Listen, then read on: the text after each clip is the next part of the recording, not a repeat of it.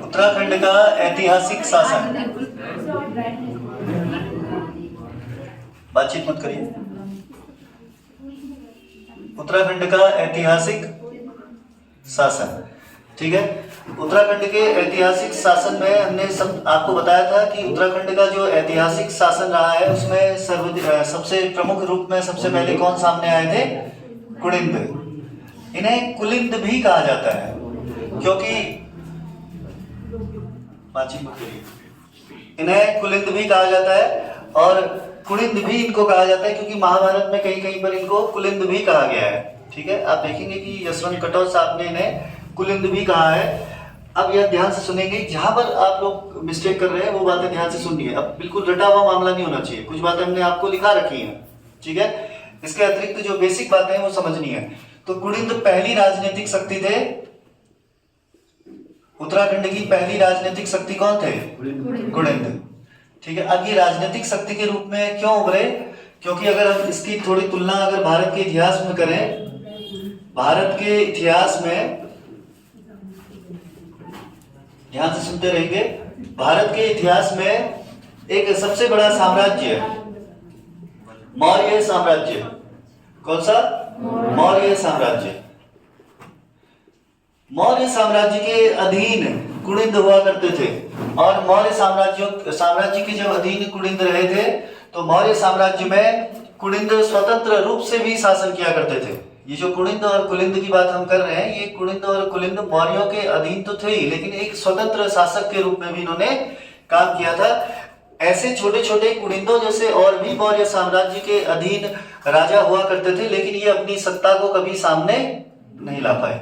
इनमें से अगर हम बात करें तो मौर्य साम्राज्य के पतन के बाद, मौर्य साम्राज्य के पतन के बाद दो शासक वर्ग मुख्य रूप से सामने आते हैं। एक आते हैं यौधेय, जिनके बारे में हमने बताया भी आपको, यौधेय, और दूसरे थे औदुंबर। दूसरे कौन थे? औदुंबर। यौधेय और औदुंबर ये एक क्षत्रिय राजवंश के रूप में स्थापित हुए थे। किस रूप में स्थापित हुए? क्षत्रिय राजवंश के रूप में स्थापित हुए। और क्षत्रिय राजवंश के रूप में स्थापित कब हुए? जब मौर्यों का पतन हुआ था। लेकिन जब तक मौर्य थे तो कुलिंद ने इनको आगे आने नहीं दिया, क्योंकि कुलिंद जो है मौर्यों के अधीन थे, लेकिन स्वतंत्र रूप में मौर्यों ने कुलिंदों को शासन करने दिया था। आ रही है इतनी बात समझ में? अब देखेंगे कि यौधेय और औदुंबर ये कि क्षत्रिय राजवंश के रूप में यहाँ स्थापित थे। कहा? मौर्य साम्राज्य के अधीन, लेकिन उभर कर सामने नहीं आए थे। चिक्कल टाइप समझते हैं, मतलब चिक्कल जैसे छोटे छोटे सिक्के, समझ रहे? तो यौधेय और औदुंबर ये दोनों क्षत्रिय शक्तियां क्षत्रिय राजवंश के रूप में तब उभरी जब मौर्य साम्राज्य का पतन हो गया था। जानना बहुत जरूरी है कौन थे यौधेय, ठीक है। ये कुलिंदों के ही समकालीन थे। यौधेय किसके समकालीन थे? कुलिंदों के समकालीन थे। और कुलिंदों की अगर हम बात करें तो जब कुलिंद ये राजनीतिक शक्ति के रूप में उभरे तो ये बताया जाता है कि भारत में सतलज नदी से लेकर, कौन सी? सतलज नदी से लेकर अलकनंदा उपत्यका तक, सतलज नदी से लेकर अलकनंदा उपत्यका तक ये पूरा क्षेत्र जो है कुलिंदों के अधीन रहा था। मौर्यों का हाथ भी था इन पर, पहली बात तो, ठीक है। लेकिन मौर्यों के पतन के बाद भी कुलिंद आए थे, यानी मौर्यों के पतन के बाद सतलज और अलकनंदा नदी के बीच के क्षेत्र में किसका शासन रहा? कुलिंदों का शासन रहा था। आ रही है इतनी बात समझ में? तो ये कुलिंद एक सत्ता के रूप में स्थापित हुए, इसीलिए इन्हें क्या कहा गया? राजनीतिक शक्ति कहा गया। बाकी इन दोनों की बात करें यौधेय और औदुंबर की, तो ये एक क्षत्रिय राजवंश के रूप में यहाँ स्थापित बहुत बाद में हुए थे, जब मौर्यों का पतन हुआ था। इसीलिए आप देखेंगे कि कुलिंद और यौधेय एक दूसरे के समकालीन तो है, लेकिन सत्ता स्थापित करने में पहले सफलता किसने हासिल की? उत्तराखंड में कुलिंदों ने। और बाद में देखेंगे कुलिंदों के बाद जब कुषाण आए, कुलिंदों के बाद अगले शासक कौन आए थे उत्तराखंड में? कुषाण आए थे। और कुषाणों के बाद इनको जब कुषाणों का पतन किया गया, किसके द्वारा? यौधेय के द्वारा। यौधेय ने कुषाणों का पतन किया, उसके बाद इनकी सत्ता स्थापित हुई थी। लेकिन जब तक कुलिंद और कुषाण थे, यौधेय को कोई भी मौका उभरने का नहीं मिला था। यहां तक बात समझ में आ गई? अब देखिए सतलज, और कहा जाता है कि सतलज में ही, इधर ही देखेंगे दोनों ही हिमाचल प्रदेश में ही है सतलज नदी, और यहाँ पर है व्यास, एक नदी बहती है हिमाचल प्रदेश में, और इधर अलकनंदा नदी। यहाँ पर कुड़िंदों की रजत और ताम्र मुद्राएं, रजत और ताम्र मुद्राएं प्राप्त हुई हैं। कहाँ से? व्यास से लेकर अलकनंदा नदी तक के क्षेत्र में रजत और ताम्र मुद्राएं कुड़िंद शासकों की प्राप्त हुई है। बहुत महत्वपूर्ण क्वेश्चन है, ध्यान रखिएगा, ठीक है। और सतलज नदी से अलकनंदा उपत्यका तक किसका क्षेत्र था? कुड़िंदों का क्षेत्र था। बाद में आप देखेंगे कि अगर साहित्यिक स्रोत की बात की जाए, साहित्यिक स्रोतों में यही बात की गई है कि साहित्यिक स्रोत बताते हैं, साहित्यिक स्रोत ये बताते हैं कि सतलज और अलकनंदा के बीच में जो क्षेत्र था वो किसके अधीन था? कुड़िंदों के अधीन था। और यहीं पर व्यास नदी से लेकर अलकनंदा नदी तक इनकी रजत और ताम्र मुद्राएं प्राप्त हुई है। किसकी? कुड़िंदों की। यहां तक क्लियर हो गया? आगे देखेंगे, ये साहित्यिक स्रोत है। अगर कुड़िंदों की जानकारी के स्रोत की अगर बात करें, ये हमने आपको बता भी रखे, जानकारी के स्रोत की अगर बात करें तो इनकी मुद्राएं ही इनकी जानकारी का स्रोत है। इनकी मुद्राएं इनकी जानकारी का स्रोत है। किसकी? कुड़िंदों की। कुड़िंदों की मुद्राएं ही कुड़िंदों की जानकारी का स्रोत है। इसके अलावा अन्य कोई किसी तरह की वंशावली और अन्य कोई शिलालेख इस तरह के कुड़िंदों के प्राप्त नहीं हुए हैं। सिर्फ क्या प्राप्त हुई है? इनकी मुद्राएं। और मुद्राएं भी कहां से प्राप्त हुई है? पहला देवढुंगा उत्तरकाशी, पहली कहां से प्राप्त हुई है? देवढुंगा उत्तरकाशी। और दूसरी मुद्रा इनकी प्राप्त हुई है अठूड़। कहां से प्राप्त हुई है? अठूड़ से प्राप्त हुई है। इसके अलावा अगर बात करें तो कत्यूर घाटी, कत्यूर घाटी से भी इनकी मुद्राएं प्राप्त हुई है कुड़िंदों की, ठीक। इसके अलावा दुगड्डा, दुगड्डा कहां पड़ता है? ये गढ़वाल में।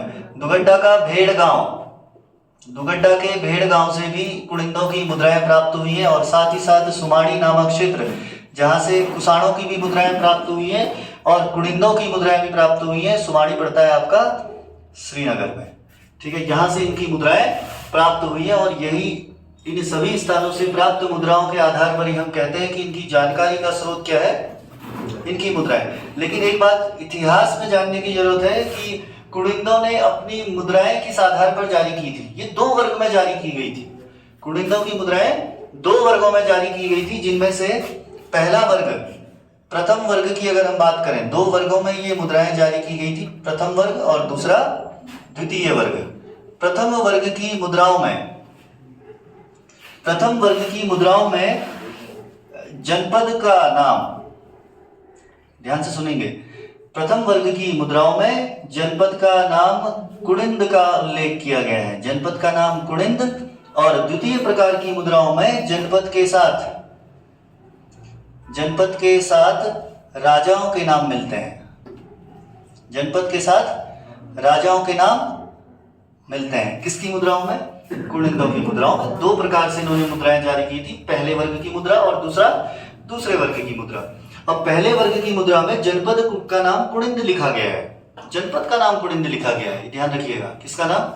वंश का नाम नहीं लिखा गया है। किसका नाम लिखा गया है? जनपद का नाम कुड़िंद लिखा गया है। और दूसरे वर्ग की मुद्रा में जनपद के साथ राजाओं के नाम मिलता है। अब मान लीजिए कुड़िंद अमोघ भूति, ऐसे लिखा हुआ मिलेगा, कुड़िंद अमोघ भूति। आगे चलकर देखेंगे कि इन्हीं मुद्राओं में अमोघ भूति प्रकार की मुद्राएं, अल्मोड़ा प्रकार की मुद्राएं और इनके अधिष्ठात्री देव छत्रेश्वर प्रकार की मुद्राएं देखने को मिलती है, जिसमें से बताया गया है कि अमोघ भूति इस वंश का, इस कुड़िंद वंश का सबसे प्रतापी शासक था और इसने अपनी मुद्राओं में लक्ष्मी और मृग के चित्र का अंकन किया था।